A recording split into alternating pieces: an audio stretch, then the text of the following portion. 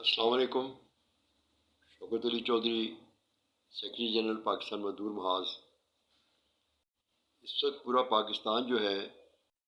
وہ سراپا احتجاج ہے۔ بجلی کے بل جو ہیں وہ دینے کی سخت نہیں ہے لوگوں کے اندر، اور اگر آپ دیکھیں تو ہر روز کوئی خاندان، کوئی بچے، کوئی خواتین، کوئی مرد وہ بجلی کے بلوں کی وجہ سے خودکشیاں کر رہے ہیں،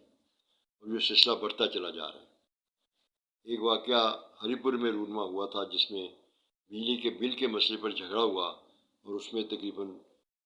5 بھائی ایک طرف سے اور 3 بھائی ایک طرف سے جو تھے وہ گولیوں کا نشانہ بن گئے اور اپنی جان سے گئے۔ یہ سارے بحران جو ہیں وہ سر اٹھا رہے ہیں، اور بجلی کے بل جو ہے وہ عوام پے کرنے کی پوزیشن میں نہیں ہے۔ تو دیکھنا یہ ہے کہ یہ ہوا کیا ہے پاکستان میں ایک دم، کہ یہ بجلی کے بل جو ہیں وہ اس طرح سے اتنے زیادہ کیوں آئے۔ پہلی ایک بات تو سمجھ میں آتی ہے کہ جو اس میں 10 یا 11 ٹیکسز حکومت نے لگائے ہیں، وہ سارے کے سارے ٹیکسز جو ہے وہ سمجھیں کہ بجلی کی قیمت ہی پہ لاگو ہو جاتے ہیں۔ حکومت جو مرضی کہتی رہے کہ جی ہم نے یہ نہیں کیا، ہم نے وہ نہیں کیا، ہم نے بجلی کی قیمت نہیں بڑھائی، اور پھر بار بار کبھی فیول ایڈجسٹمنٹ کے مسئلے پر،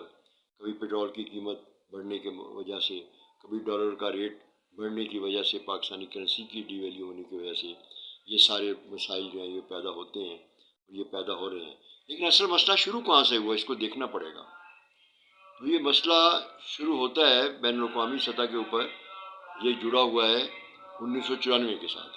1994 میں جب یو ایس ایس آر کا کولیپس ہو چکا تھا،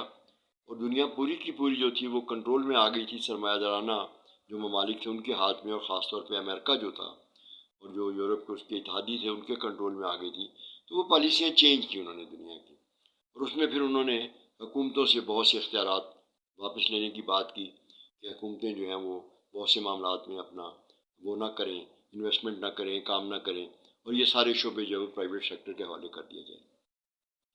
بجلی کے سلسلے میں ایک تھوڑی سی مجھے عرض یہ کرنا ہے کہ بجلی ایک ایسا مطلب کہ شعبہ ہے، ایک ایسی طاقت ہے کہ جس کے بغیر نہ ہی کوئی معاشرہ ترقی کر سکتا ہے آج کے دور میں، اور نہ صنعت ترقی کر سکتی ہے، نہ زراعت ترقی کر سکتی ہے۔ جن ممالک کی جی ڈی پی بڑی ہے، اگر ان ممالک کا جائزہ لیا جائے تو وہاں بجلی کی سپلائی جو 24 گھنٹے ہوتی ہے وہی ان کی جی ڈی پی بڑھانے کا باعث بنتی ہے۔ جن ممالک میں بجلی کی سپلائی 24 گھنٹے نہیں ہو پاتی، اور سستی بجلی نہیں دے پاتے، آپ بہت مہنگی بجلی دیتے ہیں، تو وہاں جی ڈی پی بڑھ ہی نہیں سکتی۔ مطلب کہ 24 گھنٹے بجلی کی سپلائی ہو تو پیداوار کا آپ موازنہ کر لیں، اور جہاں 10 گھنٹے 12 گھنٹے جو ہے وہ بجلی کی سپلائی ہو، تو وہ اس کھیل میں کمپیٹ کر ہی نہیں سکتا وہ ملک کسی کو بھی، اور اس کی جی ڈی پی بڑھ ہی نہیں سکتی۔ حکومتیں خواہ جتنا مرضی اس پہ دعویٰ کرتی رہیں، کوئی پارٹی، کوئی لیڈر بھی کوئی دعویٰ کرتی رہے۔ تو جب یہ سارا کچھ 1994 میں ہوا، بین الاقوامی سطح پہ ایک لبرلزم کی پالیسی آئی، اور یہ طے ہوا کہ دنیا کی جتنی بھی اکانومی ہے اس کو جو ہے وہ پرائیویٹ سیکٹر کی طرف منتقل کیا جائے، تو پاکستان اس کے لیے، اس حوالے سے تمام سرمایہ داروں کے لیے، تمام سرمایہ کاروں کے لیے ایک سمجھیں گے سونے کی چڑیا تھی۔ تو انہوں نے، پاکستان کی ایک بڑی آبادی کا ملک تھا، تو پاکستان میں انہوں نے یہ آئی پی پیز جو تھے، جو اپنا پرائیویٹ بجلی پیدا کرنے والے جو کارخانے تھے، ان کے مالکان کو پاکستان کی طرف بھیجا انویسٹمنٹ کے لیے، اور پاکستان کے حکمرانوں نے بغیر کوئی سوچے سمجھے، بغیر ان چیزوں کا جائزہ لیے، ان آئی پی پیز کے ساتھ معاہدے کر لیے، اور معاہدے بھی خوب عجیب و غریب قسم کے کر لیے، کہ ایک تو جو ان کی پیداوار تھی اس پیداوار کی قیمت انہیں ادا کرنی تھی، اور ایک ان کی کیپیسٹی تھی کہ جی ہمارا یہ جو کارخانہ ہے اس میں اتنے میگا واٹ بجلی پیدا کرنے کی کیپیسٹی ہے، تو اگر ہم اس کیپیسٹی سے کم بھی پیدا کریں گے کسی وجہ سے، کہ ہم اس کیپیسٹی کو پورا نہ کر پائے، آپ ہمیں پورا فیول سپلائی نہ کر پائے، یا کوئی اور بھی وجہ بنے گی، تو ہم پیسے اس پوری کیپیسٹی کے لیں گے۔ بجلی کے پیسے تو لے گئیں، وہ تو ہمیں وصول کرنے ہی کرنے ہیں۔ تو وابڈا سے یہ اختیار واپس لے لیا گیا، اور وابڈا کو بجلی جو انہوں نے کمپنیاں بنا دی، ہپکو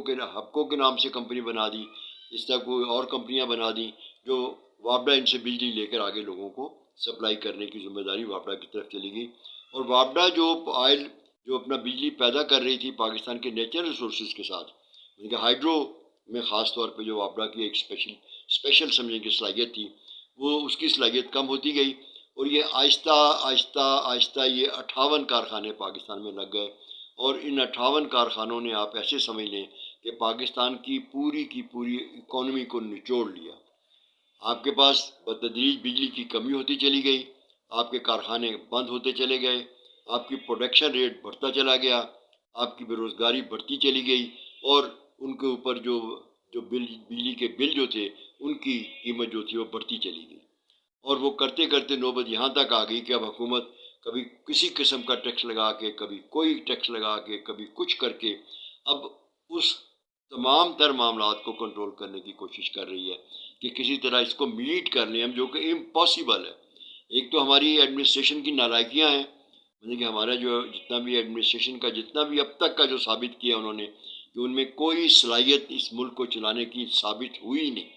یعنی کہ پاکستان کے جتنے بھی جو بھی حکمران آئے، مطلب کہ انہوں نے پاکستان کو اس کے پیروں پر کھڑا کرنے کی جو منصوبہ بندی کی ہی نہیں، اگر کوئی تھوڑی بہت کسی نے کی بھی تو اگلے آنے والوں نے اس کا بیڑا غرق کر دیا۔ اور آج ہم جو ہے وہ اپنے بحران کی پیک پہ کھڑے ہیں۔ اب اس وقت ہاہاکار پورے ملک میں مچی ہوئی ہے۔ اب حکومتیں یہاں کیا کر سکتی ہیں؟ کوئی حکومت کچھ نہیں کر سکتی، مطلب کہ یہ کیا کریں گے؟ جو 4 دن کے لیے کوئی جسے کہتے ہیں گونگنوں تو مٹی لانا، گونگنوں سے مٹی اتاریں گے، اور گونگنوں سے مٹی اتارنے کے بعد یہ پھر اسی جگہ پہ آگے کھڑے ہوں گے، ان کے پاس کیپیسٹی ہی نہیں ہے۔ تو انہوں نے پاکستان کو ایک بہت بڑے بحران میں دھکیل دیا۔ صرف ایک ہی شکل ہے کہ جو آئی پی پیز ہیں، جو پاکستان میں 70 اور 75 کے درمیان آئی پی پیز ہیں، جو پرائیویٹ بجلی پروڈیوسر ہیں،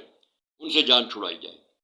ان سے جب تک جان نہیں چھوٹے گی ان کے ساتھ نئے معاہدے مت کیے جائیں، اور جو پرانے معاہدے ہیں ان کے اوپر بھی ان کے ساتھ بیٹھ کے بات کی جائے، اور ان کو جو ہے وہ ڈالرز میں پیمنٹ کرنے